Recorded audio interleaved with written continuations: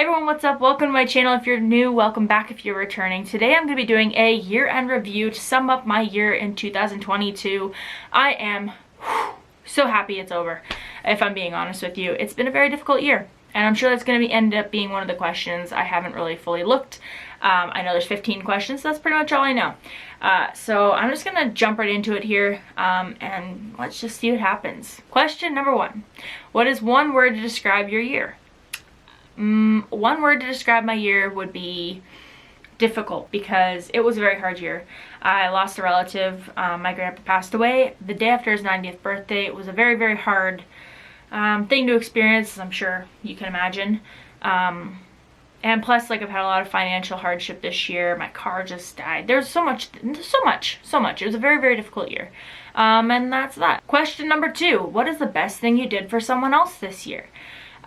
So this year in July, my sister got married, and we had a moment in the ceremony that I was kind of really proud of myself for. There was a point, so as most of you know, my father passed away when I was a teenager, and of course that's like a very big part of a wedding is the father-daughter dance.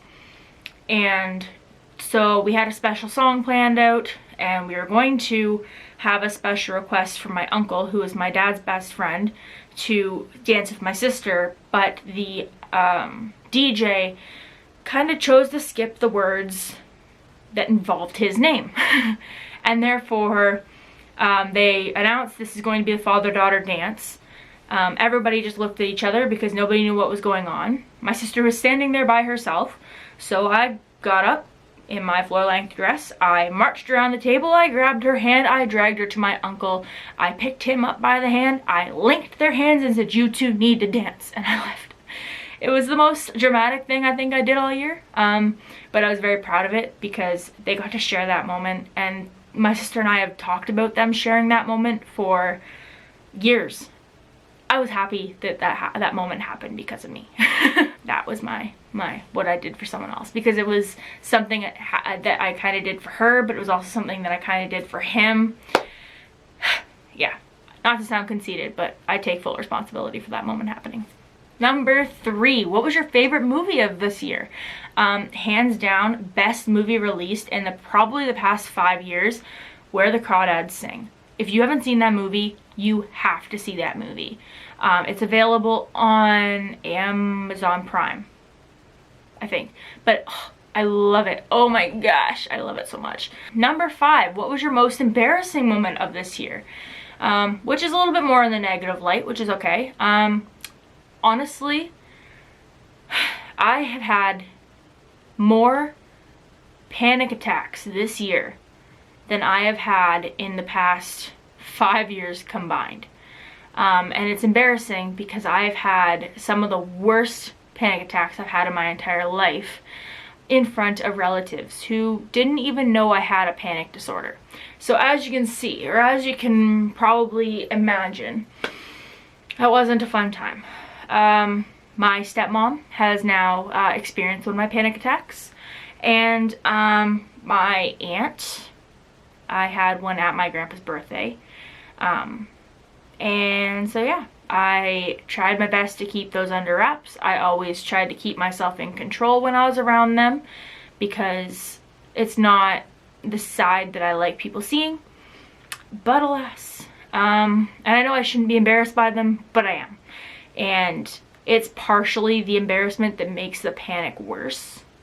So I'm working on learning how to control my panic attacks, but for now, they happen, and more people saw them than I would like. So that's that. Number 6, what is the time you've laughed the hardest? I can't pinpoint a certain time.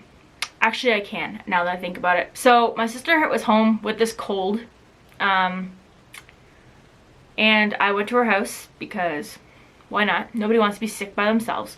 So I went to her house, and she was so congested. We were watching the Harry Potter movies. I don't remember what was said, but we both started laughing. And there was something about how congested she was, that when she was laughing, she was keying. She's like, and it was making me laugh, and my laugh was making her laugh, and her laugh was making me laugh, and we were both just sitting there bawling our eyes out. And I actually had to hold my face because in here was so bloody sore that I swear half of the tears I was crying that weren't from laughter were from pain. So I was laughing like this, and I think that made her laugh harder. And literally it was like 10 minutes of just gut-busting laughter. And again, I know we were watching Harry Potter. I don't remember who said what,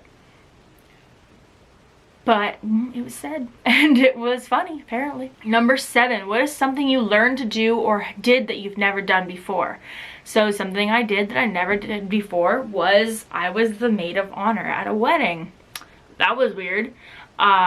There was a lot of responsibility. I threw my first bridal shower, which honestly turned out really good, minus a couple small hiccups, but I thought I turned out really well. I was the one that picked the venue, which makes me really proud too.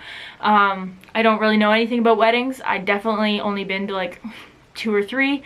Definitely never planned one. But yeah, it all worked out really well, and I can't say I'm responsible for it working out well. I can say I take a small fraction of the responsibility, but more than anything, I can say it didn't get ruined because of me, and that's the important thing. Number 8, the most newsworthy, Number 8, what was the worst, Number 8, what was the most newsworthy event of the year? Probably the wedding. There wasn't, I mean, Michelle getting shingles at 29 was pretty newsworthy as well. I definitely wasn't happy about it, and I definitely was very vocal about it online. Okay, number 9, the biggest lesson, why can't I speak? Number 9, the biggest lesson learned. Biggest lesson learned is not to put good money into bad. This year I have put, I think it was like $4,000 into my car, and it did not survive the year. What all did I replace? Oh my, I replaced the muffler, the thermostat, the front brakes, I had body work done because the back right shock was torn off my car. Plus oil changes and whatever else. Yeah, I put like easily $4,000 into it to find out that we have a big problem now. It's either the head gasket or the transmission. And both of which, we don't know which one it is for sure. We know I have a transmission leak. We know I have an oil leak, but we don't know if the transmission is the problem, like the main problem, or if it's the head gasket. And to replace either or, it's multiple hundreds of dollars, probably into the thousands. And what if I choose the wrong one? So I've decided to retire the car. But yeah, I put so much good money into that thing that I could have been putting aside for a new vehicle, and I could have a new vehicle by now. Not a new, like a new to me vehicle. But yeah, don't put good money into bad. If your car is on the fritz, it's probably just, you know what, listen to your mechanic. They're not going to tell you, they're not going to sell you bad advice. If they say your car is garbage, stop putting money into it. Don't say, oh, it's just $100. It's just this. Oh, this will make it so much better. If they say your car is dead, just listen to them. Because if you tell them to fix something, they have to fix it. And I'm learning that I pushed a little too hard. I ignored the resistance. So if your mechanic says your car is dead, listen to him. Number 10, favorite place you visited this year. Where did I only went a couple places. I went to North Bay. I went to Kingston. And actually, I kind of hated my Kingston trip this year. It wasn't great. We went to Fort Henry, which was so fun, obviously. We went to the Ghost Walk. But neither of us had money. My sister and I, what we did was, so I use this app called Swagbucks, and I've been using it for 2 years, and I funded my entire trip off of Swagbucks. I saved up my points from playing games and from doing surveys, and I had, I think, like 38,000 points or something like that, which I was able to cash in. I got $100 in Walmart gift cards and $150 in Esso gift cards. So therefore my gas to and from Kingston was covered, and I was able to fill the fridge at the hotel for the $100 from Walmart. And I mean, the problem was that I cashed in those gift cards that I was planning on using for Christmas, because money was really tight, but I'd already booked the hotel, and my sister and I had realized that was the only weekend we had. And so we did it, and we were just so limited on time and money that it was just a really stressful trip, and it wasn't the best. So I would say my favorite trip this year was North Bay. I got a lot of one-on-one time with my best friend Tyler, and we went, his property is really cool. We went and walked along the water. We played some like Cards Against Humanity and all this. Oh, it was so fun. It was such a fun time, such a fun trip.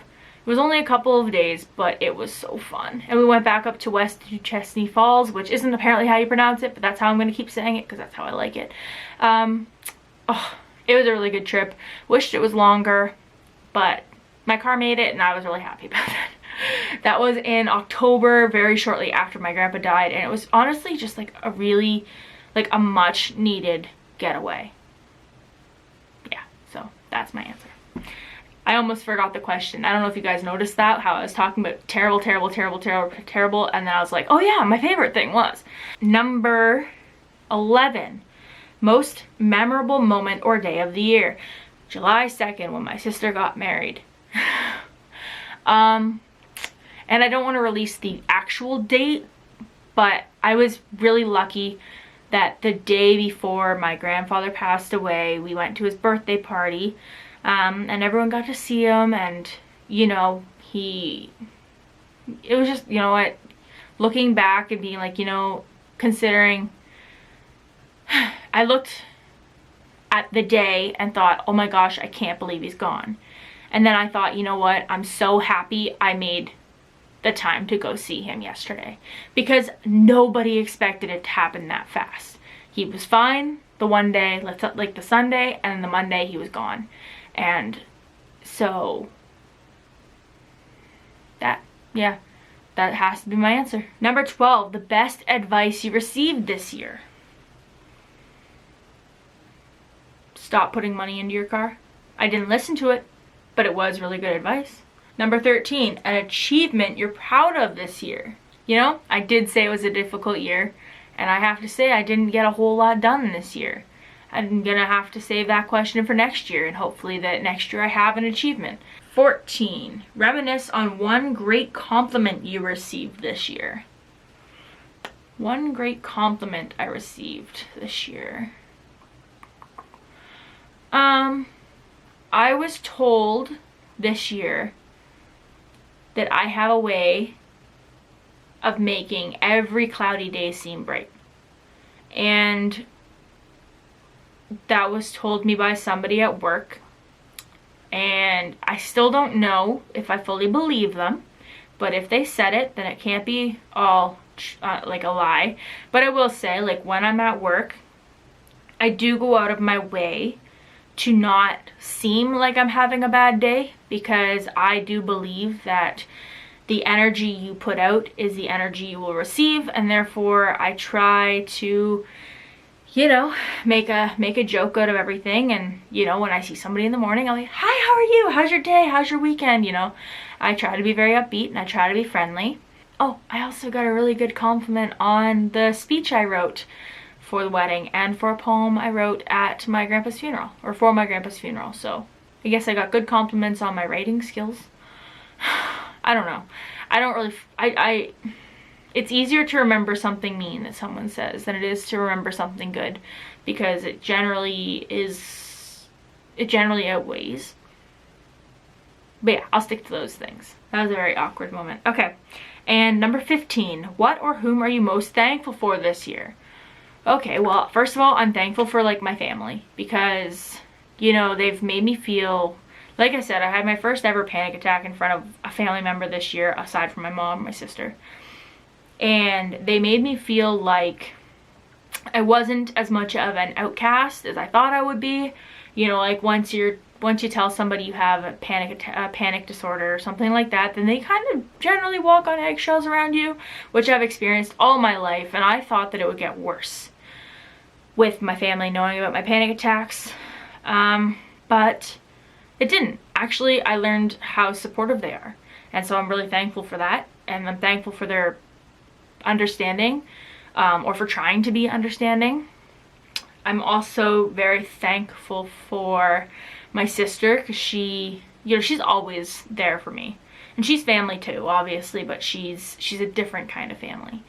And my mom, of course, because she puts up with me living in her house, and now she's watching Heartland with me, which is great because, well, she says that it reminds her a lot of like growing up, because she grew up on a farm.